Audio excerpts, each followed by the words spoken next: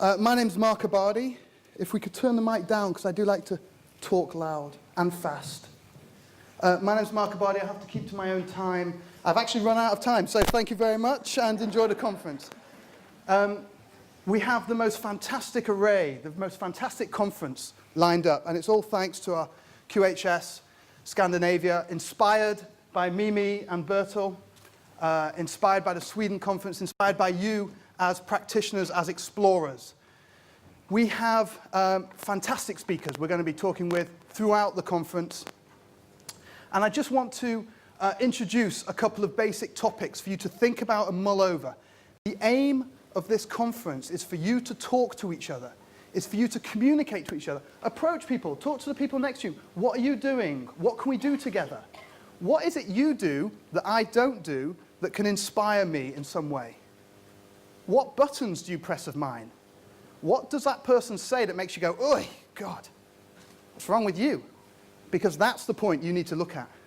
That bit that makes you back away, look at that, because that's where the magic is for you as an individual. So let's move on. These were just a few key words I brought out, wanting to get to you the essence of what I envisaged for this conference. So just a few key words. Communication. That is my favorite key word at this point here, because that's what it's all about. This is a quantum energy medicine conference.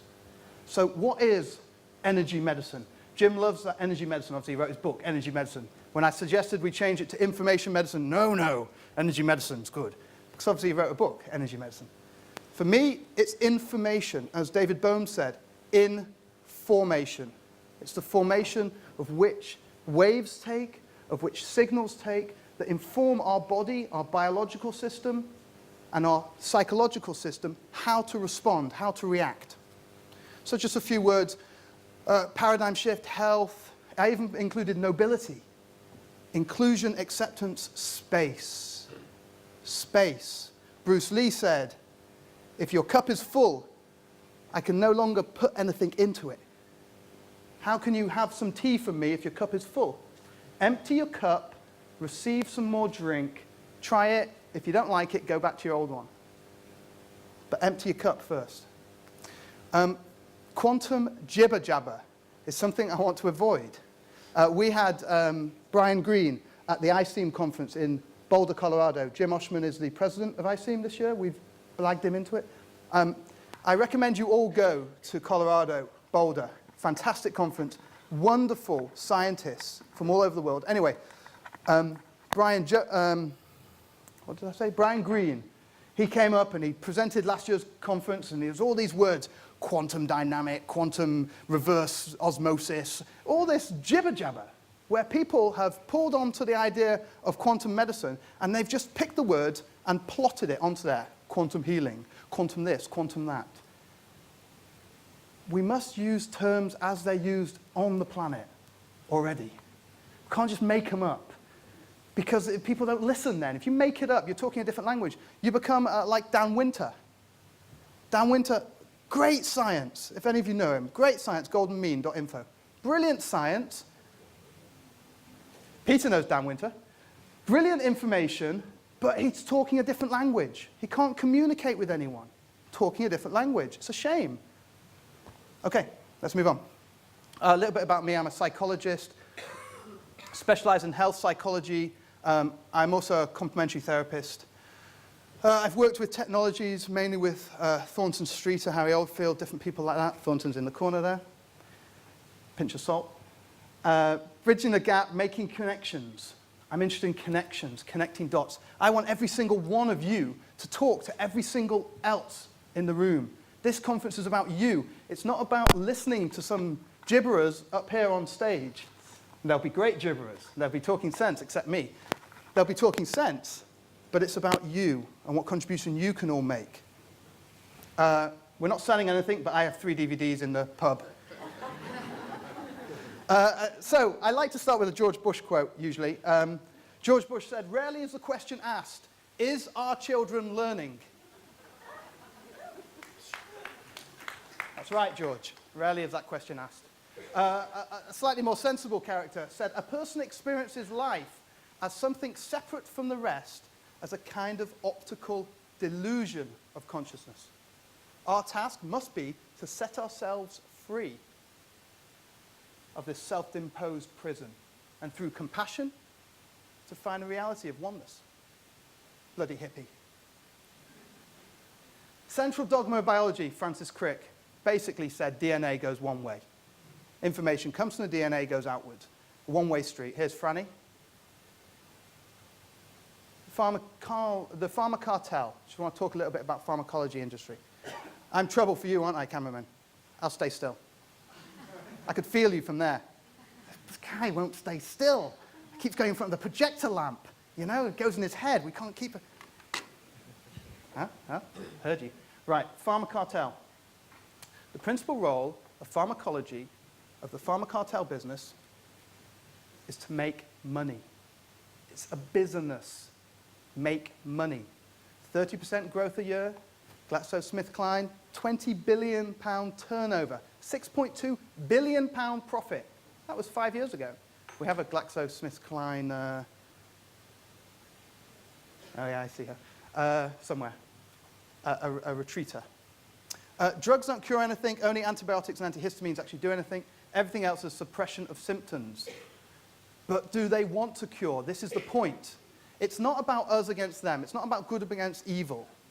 As Jim says, if you get hit by a bus, don't go and see an aromatherapist. Go straight to the hospital, take the drugs they give you, yes, and have the surgery they give you straight away. It's very simple. The point is, a business. What is the aim of a business? The aim of a business is to profit the shareholders. It's not to cure you. It's not to get you better. Yes, it's to decrease your symptoms so you keep taking their product and you keep buying their product. The problem is that the medical industry, as we are at the moment, is a business. It's interested in money, making money. That has no profit in getting rid of their market. If they cured your problem, their market's gone. The pharmaceutical industry fund 98% of all the research, all the medical research done on the planet. They are under no legal obligation to publish any of that data. If they find a cure for something, legally, they can bury it. That's a wrong system. That is a wrong system. Whether they do or not, that's debatable. Of course they do. But whether they do or not is debatable. The point is, legally, they can do that. Examples. Why don't they patent plants? Why don't they just give you the original herb that they take the substance from? The reason is because you can't patent plants. My good friend over here says that apparently they're starting to patent plants now. Well, we discovered this plant now. It's ours. We're going to call it Johnny Smith. That's our plant, Johnny Smith. No one else can use it, all right? Nature, it's ours, belongs to us. Possession. We'll leave Plato's cave out of this. Einstein said, we can't solve problems by using the same kind of thinking that we used to create them. One of my favorite from Charles Kettering is people are very open-minded about new things, as long as they're exactly like the old ones. I think that's mine, but I'll give you some. I was just about to grab it. We have similar, we're entwined, you and me, entangled.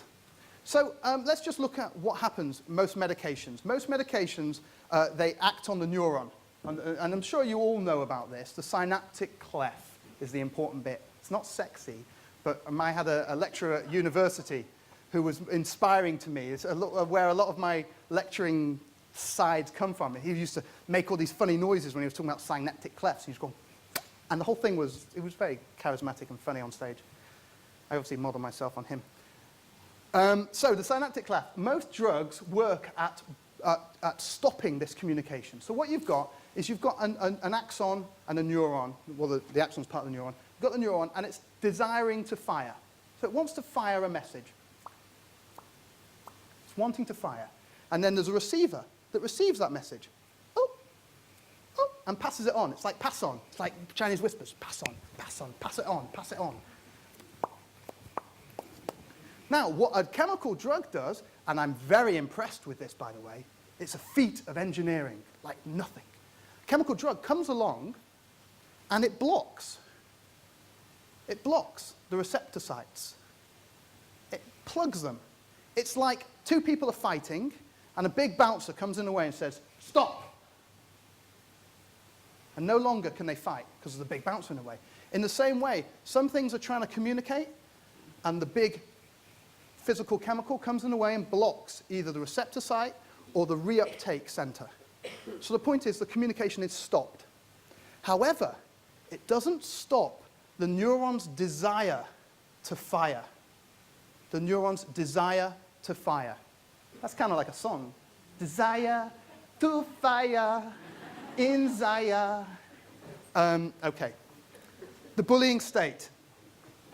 Metaphor, Greek. It's a transferring over from. That's what the word metaphor means. A transferring over from what, I ask you? We see the same mathematical patterns. This will make sense in a minute. Same mathematical patterns in the microcosm as in the macrocosm. I'm sure we'll see all that. We've got fantastic scientists who are going to show us the mathematics behind that. However, the thing that I recognize in looking at that micro-macro system, because we were just looking at neurons and axons firing, very small things. What I recognize when I look to society is based upon this patriarchal, masculine, dominant structure where it's about possession, oppression, occupation, focus, single-minded acquisition. That is our culture. And whether you're in Sweden or Denmark or England or India, it's all that same attitude. Acquisition. Masculine-based, grab, force. I draw this analogy or this metaphor that the drug itself, the chemical drug, is the same output. It's the same masculine-based interference. No, you shall not communicate, neuron. No, you shall not receive, other neuron, receptor. It's blocking, it's physically blocking. It's not actually communicating. It's just stopping, it's just blocking. And I draw another analogy. So it's a bullying tactic, really.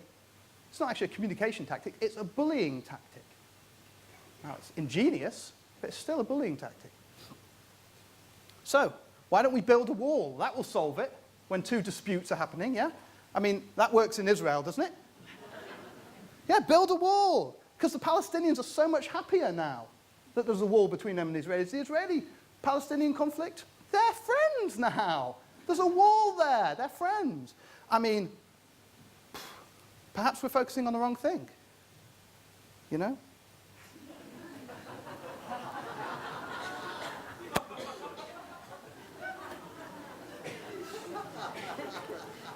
Also, the bridge is out. Perhaps we're focusing on the wrong thing. I mean, has it ever solved the problem before? Berlin Wall. They were friends, weren't they? East and West? Yeah? No, didn't solve it then. Hadrian, did Hadrian solve it? Hadrian's Wall? Did China solve any problems between their feuding factions? It's analogous. As above, so below. As consciousness changes, as boundaries fall in society, so too boundaries fall in medicine. So too boundaries fall between sciences. Physics, biology, chemistry, metaphysics, psychology, they fall. They become one. Einstein said, all sciences, all arts, and all religions are branches of the same tree. So no, by the way, it hasn't solved any problems. And let's turn this on its head. I thought that was quite smart. So, what tells the neuron to fire? We're getting back to it now. How much time do I have? Oh, God.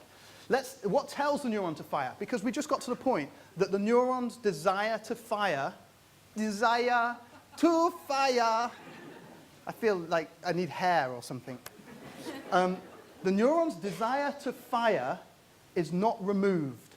So what informs the neuron to fire? Well, the brain. Okay, let's say the brain, Jim, debatable. But let's say the brain informs the neuron to fire. It controls the hormone release. It controls everything, so the brain. What's going on in the brain? Well, it's an electrical system. What tells the brain to fire? Let's go back. What's informing what? Well, okay, chemicals. If you ingest a chemical, it's going to alter brain activity. It's going to alter your... I know, I've ingested a few chemicals that alter my brain activity. Also, thoughts, consciousness, they alter your electrical activity, don't they? If you all think now of a pink elephant, your electrical activity has become a pink elephant in your brain. That is fired, and it travels through the system of the body. We'll talk about that. That's Jim. Jim will talk mostly about that. What about information waves? What about signals? What about messages inside, carried upon electromagnetic signals?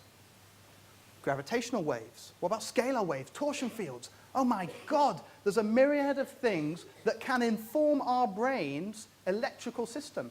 Our brain is built up of magnetic waves, different electromagnetic waves. We've got beta, alpha, theta, delta, blah-de-blah-de-blah. All these different waves, we can now accurately map the brain waves and determine what state psychologically, physiologically the person is in. Now, what affects these brain waves? I ask you again, keep going back. Come out of the picture. You know, in science, this is what we do. We have a saying in England, you can't see the woods for the trees. It means that we've gone so far into our ivory tunnels, so far in, that we can't see everything else. We have to back out. Now, backing out doesn't exclude anything, quite the contrary. It includes more. And the thing is, that was why I used Plato's cave analogy. You can't possibly know what you don't know. Because as you're backing out, things are going to be revealed around the periphery here that you have no possible prediction of what they are. So if you're here going, I know what it is, I know how this works, I know how the body works, I know this, I know that, as soon as you know something, you've already limited your field of vision. Vroom. Be open-minded, because as you go backwards, you'll still be focusing on that similar thing, and you won't see any of this. Be open-minded. You're moving backwards through knowledge that you couldn't possibly know. Everyone is. Everyone's in different locations. Help each other to move backwards through the positions they're already in and to share their understanding. So this was one example of research I read just in Scientific America yesterday.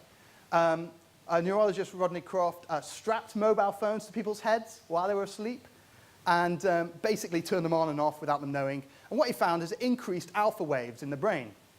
Okay, the mobile phone on, increased alpha waves in the brain.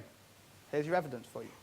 Okay, what is an alpha wave? Alpha wave is to do with internal thought, internal exploration, self-reflection. It is not sleep. And what they found is people could not sleep after having a phone conversation. So, insomniacs, I know there's a few in the audience, don't have a phone conversation before you go to bed. Don't sleep next to your mobile phone, because the waves, the electromagnetic pulse waves from your mobile phone, for a fact, increase alpha waves in your brain, which are not conducive for sleep. Okay? Little simple thing there. So we know the electromagnetic signals affect our brain waves. We know that the brain waves inform the rest of the body. We are surrounded by electromagnetic waves. This thing on my head, boink, boink, boink, electromagnetic wave.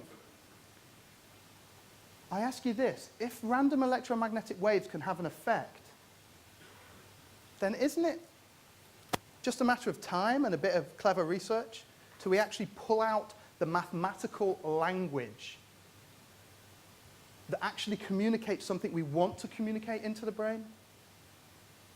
I mean, I have a thought now. That is a series of electrical activities in my brain. It's only a matter of time before they stick a machine over my head and can see my thoughts by decoding my electromagnetic brain pattern. That's a fact. If my brain pattern is sensitive, my brain waves are sensitive to electromagnetic radiation, then the reverse is possible. You can insert a thought, a vision, an idea, something into someone's head. Now, I'm not talking conspiracy, HAARP, and the Russians and all that, and the Americans. That aside, the point is for medical gain. It's just a matter of time before we decode the frequencies that we need to inform the brain to do something as opposed to do something else. And isn't that better? Because we're involving in communication there. We're saying, brain, hey, why don't you do this? And the brain goes, okay, if we get the right code. So, Jim's going to talk a lot about this. Collagen fibers, the electromagnetic waves travel from the brain through the connective tissue of the body. They're piezoelectric. It makes all of our million trillion cells intrinsically and instantly linked. Ampere's law, important 2 laws to know. As Jim said to me last night, there are only 2 laws you need to know. Ampere's law. Any flow of electricity creates a subsequent magnetic field. Subsequent magnetic field. Any flow of electricity creates a magnetic field. Fact of physics. Fact of physics. We have flows of electricity, we have subsequent magnetic fields. Great. Magnetic fields move through the body unimpaired. They come through my body as if it wasn't there. Another fact. Magnetic system of the body. We have magnetic fields coming out of our body. The connective tissue, this is the second law you need to be aware of. It's called the transverse Hall effect. This wasn't Jim's second law, but this is my second law. The transverse Hall effect. It means that anything that is helixical, and Jim, you say I made that word up, don't you? Jim says I made helixical up. What's the real word? Oh, he corrected me on the spelling of helixical. Anyway, anything that has a spiral and is semiconductive, by nature, by the transverse Hall effect, means it's sensitive to magnetic and biomagnetic fields. Fact. Everything in the body, connective tissue, muscle, blood, DNA, RNA, myosin, actin, they are all semiconductive, they're all helixical. They're all sensitive to magnetic fields. My magnetic fields are coming out my body unimpaired. Someone standing there, they're sensitive to magnetic fields, every part of their body, almost. Okay, maybe I see a connection here. Huh? Maybe I see a connection. We can detect less than 0.5 of Gauss being detected by the pineal gland. Pineal gland has particularly concentration of magnetic deposits, which increases its ability to detect. It turns out that the body is a transceiver and transducer of information. Now, I hope I've quoted Mae-Wan Ho for a bit there. I hope she agrees with that last sentence. But the body is a transceiver and transducer. It means it emits signals and receives and interprets signals. So it seems that physics says that we're more than just biology. We're waves, we're communication waves. And quantum physics will say we're more. Scalar, torsion, what are those? I have no idea. So Mr. Crick, sorry to say our karma just ran over your dogma. Credit Thornton for that, thank you. Some might say quack, and this is Bertels's favorite word, quack. Some might say quack, and I think it's interesting to note the origins of the word crack. Quack, even. It origins from Quacksilber, German, which means quicksilver, which was used to describe metal amalgam mercury fillings that were put into teeth. Any dentist at the time, 1833-ish, who put these in your teeth, the other dentists called him a quack. Isn't it interesting how cycles of perception go around? Galileo, isn't it interesting? Robert Becker. I wish Robert Becker was here to see this revolution, this re-evolution of medicine. Robert Becker's one of my heroes. Body Electric, read it. It's a passionate story of how one of the leading osteopathic surgeons became crushed by the system and refused to give up. Carried on his research, fantastic research in communication of the body system. So The Economist led with yesterday this article. Do stem cells cause cancer? Are the precursors for cancer? Well, probably. But what are stem cells? Stem cells are cells that haven't differentiated yet into any type of cell. There are different types of stem cells, but generally they're kind of like, they kind of could be any of these 1,000 different options. They haven't decided yet. But what informs them? Well, certain systems say biochemical signals inform them. But why can't equally biophysical information inform the stem cell what to go to? Here you go, stem cell, do this. Now, my view on cancer is quite simple. Cancer are the green berets of our army. And in a typical American way, Richard Nixon, 37 years ago, declared war on cancer. Yes, let's go to war, that will solve it. Again, medicine's not about war, but this is the patriarchal masculine approach. Destruction, war, no. It's about absorption, it's about communication. So my view on cancer is that these are the green berets. They are cells, they are operating, they are growing at a super rate. They're the green berets you send into the war zone to do the work. Yeah, they're doing amazing work, but the war's over, and you need to contact them. Green berets, hey, hi guys, yeah, how have you been? Oh, it's been tough here, but, okay. Who are you? We're the command center, and we're just telling you to stop now. The war's over. And they go, okay, can I have the command code, please? And you say, just look in my books. Shit, sorry, I don't have the command code. And they say, okay, if you don't have the command code, we'll just carry on doing what we're programmed to do. All we need to do is find out the communication program code to communicate with them. To tell the cancer cells, hey guys, you're doing a great job, just in the wrong place at the wrong time. Okay, stop. Do something else. Here's another job. So medicine's not about war. As with nature, it's not a battle against good or evil. This is our religious-based, illusional system that we've got into mind, this masculine versus feminine. When we learn to dance together, when we learn that medicine and health and well-being and consciousness at large is mathematically beautiful. It's a dance, a communication, a harmony, a resonance between yourself and the environment, a synergy. The Greeks had a word which is now being quite forgotten, except to optometrists. It's called syntonics. Syntonic means to be in harmony with one's environment. All we need to do is work out the codes. So we're building a car so far. Where are we now? Well, we've got 2 sticks and 2 wheels. That's where we're up to with our car. We've got technologies that are communicating with the body. They are basic. We are starting out on this mission. We're nowhere at the moment, but nowhere's better than nowhere. Okay, we're somewhere, but it's not very far. Oh, entanglement. I haven't got time to talk about entanglement. Somebody else will. Please, somebody talk about entanglement. Basically, everything's connected. Everything's connected, and we don't know how it works. We don't know how things communicate across them, across the gap. You take 2 things, you separate them by 10 kilometers. They're still communicating faster than the speed of light. In fact, Alan Aspin and Nicholas Geisin said 20,000 times the speed of light. Einstein said nothing can travel faster than the speed of light. Wrong. He did not say that. Einstein said that nothing can accelerate to faster than the speed of light. He said nothing about anything that was traveling already at the speed of light. Torsion field scalar waves. I look forward to our torsion field scalar wave specialists talking about that. Big Bang, Big Suck, more likely. Copenhagen was the place of the Copenhagen interpretation by Niels Bohr and Werner Heisenberg. And they were the people who talked about complementarity principle. Jim will talk about that. It means that you can't measure 2 sides of the same thing. If you know its exact speed, you can't measure its exact location. If you know its exact location, you can't measure its exact speed. Am I talking fast?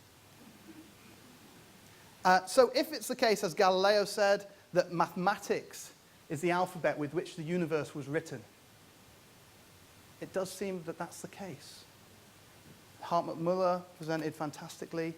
We've got other colleagues who will talk about the mathematics of the universe. And also, what we find is less is so often more. But, unfortunately, in this patriarchal, capitalist, masculine-based world, am I a feminist? I might be. No, I'm not. I'm not an anything-ist. I'm in the middle, and that's the whole point. That's where we need to be, in the middle. But it's counterintuitive that less could be more. How can that be in a Newtonian world? You push harder, you get a harder response. No. It's not the case. So it's a bit like this. Counterintuitive. It's an ergonomic keyboard. Once you learn how to use it, it will increase your typing speed by 6%. Yes, counterintuitive. So the takeaway, you can't possibly know what you don't know, so be open-minded. Can't possibly know what you don't know, so be open-minded. There are more to the world than just physical chemicals, obviously. We are multidimensional beings, exchanging information with our physical and electromagnetic surroundings at the very least, not to mention the other quantum dimensions, which are well beyond my mathematical brain. And I don't have an amazing brain, but thank you. It's very sweet. Have a nice heart. Anyway, Albert Einstein, all religions, art, sciences are branches of the same tree. From Werner Heisenberg, this is one of my favorite quotes. is that what we observe is not nature itself, but nature exposed to our method of questioning. Just read that again. What we observe is not nature itself, but nature exposed to our method of questioning. Depends what questions you ask. I would love to do Life, the Universe, and Everything. Hitchhiker's Guide to the Galaxy reference, but I'm sure only a few of you would ever get that. Hands up if you know what Hitchhiker's Guide to the Galaxy is. Okay, great. So the answer is 42. Yep. Yeah. But the problem is you don't know what the question is. Anyway. Prevention is better than cure. And can I have sound to the speaker system? Is that possible to the VGA? Anyone? No, there's no sound. Sound? Yeah. Okay, so just a quick thing. Prevention's better than cure. Turn the volume up. Actually, you don't need it.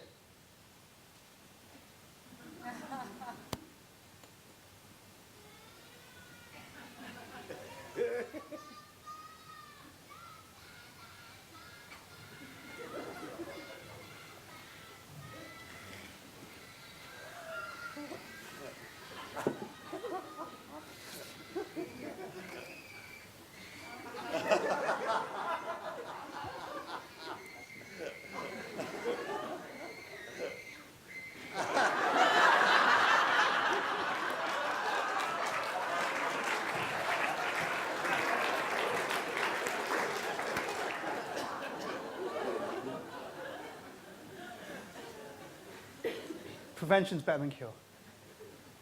I'll leave you with this quote, and then I'm going to introduce a fantastic awaited speaker. Sorry I've gone over time. I'll blame it on Jeff and myself. Thank you very much.